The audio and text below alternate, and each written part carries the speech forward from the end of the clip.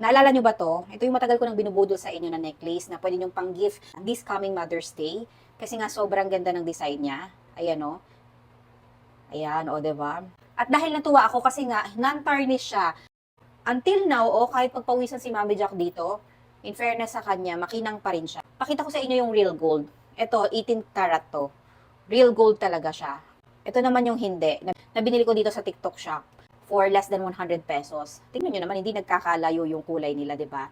And madalas ko rin itong sinusuot kahit na mainit, kahit na pawis na yung leeg ko. In fairness naman sa kanya, hindi siya nangingitim. So dahil dyan, bumili tayo ulit sa kanila ng another set. Ito medyo makapal na siya. And may partner siyang bracelet, o di ba? O sige, try natin. Excited na ako. Ay, ang taray.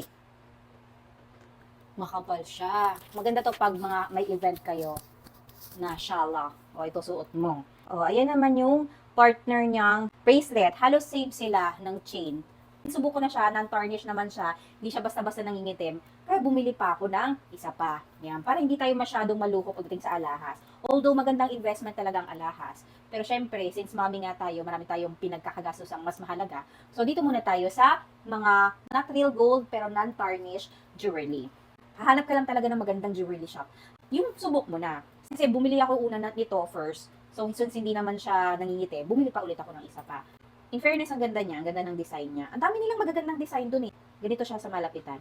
This is only less than 100 pesos, di ba? Pasok na pasok sa budget nating mga mommies na nagtitipid at mas priority natin ang ibang bagay kaysa sa sarili natin. And perfect din to pang gift this coming Mother's Day. Check out kayo pang regalo nyo kay nanay.